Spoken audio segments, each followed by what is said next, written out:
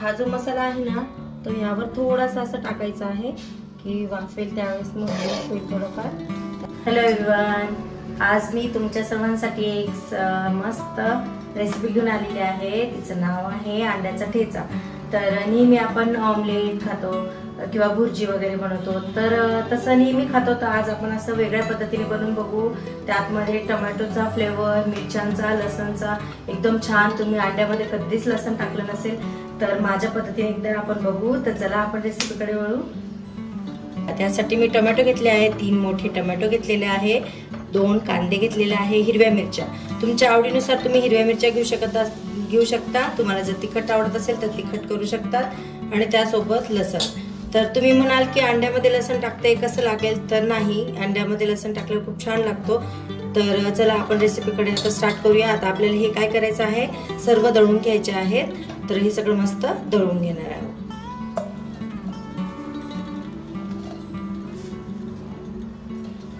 बघा अशा पद्धतीने आपल्याला दळायचं आहे, बारीक नाही दळायचं आहे, असं मध्यमच दळायचं आहे। तर आता मी इथे गॅस पेटवला आहे, त्याच्यामध्ये तेल टाकणार आहोत आपण। यामध्ये 2 पळी तेल, मोहरी 1 छोटा चम्मच असं तडतडून द्यायची।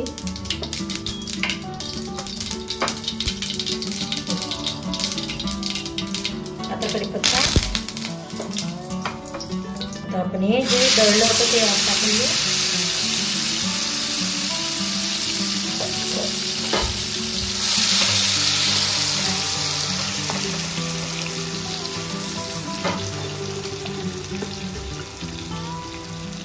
हळद, आता यामध्ये आपल्याला काय करायचं आहे, तर पाणी टाकायचं आहे थोडंसं, कारण की ज्यावेळेस आपण ते वाफेवरच होऊन देणार आहे अंडे, तर त्याच्यामुळे ते खाली लागू नये म्हणून आपल्याला थोडंफार पाणी टाकायचं आहे। तर मी तुम्हाला दाखवते।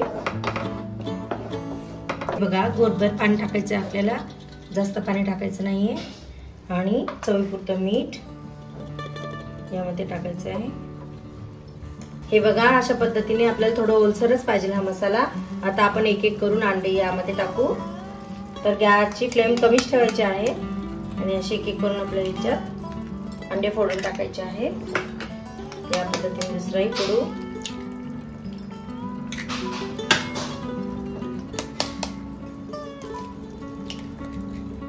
दुसरा,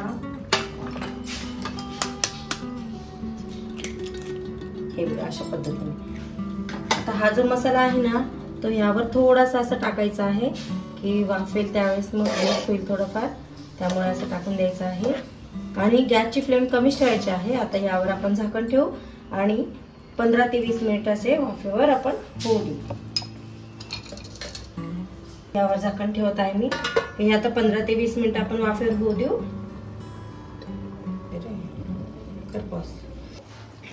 हे बघा 15 मिनिटं झालेले आहेत, तर आणखी आपल्याला 10 मिनिटं ठेवायचे आहेत।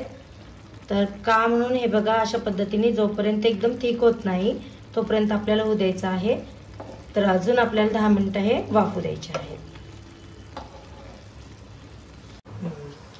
हे बघा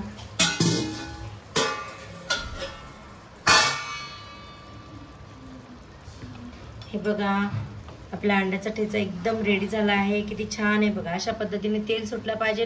जेव्हा मी तुम्हाला 10 मिनिटं आधी दाखवलेलं त्यावेळेस तेल सुटलेलं नव्हतं। आता बघा किती छान तेल सुटले आहे आणि मस्तपैकी वाफून निघालेले आहेत। हे बघा किती छान झालंय। चला आता आपण हे सर्व करून घेऊ।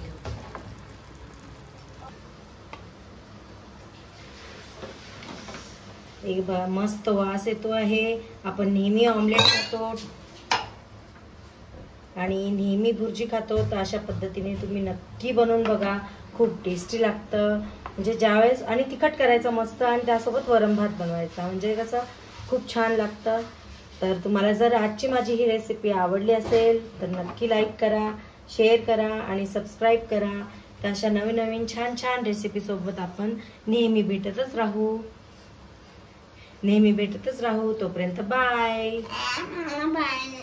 तर गाइस आज माझ्या मम्मीने माझी फेवरेट डिश अंड्याचा ठेचा बनवलाय। आणि आणि तू आता काय करशील? खाईन। हा चला मग बाय बाय करू सगळ्यांना. Bye bye.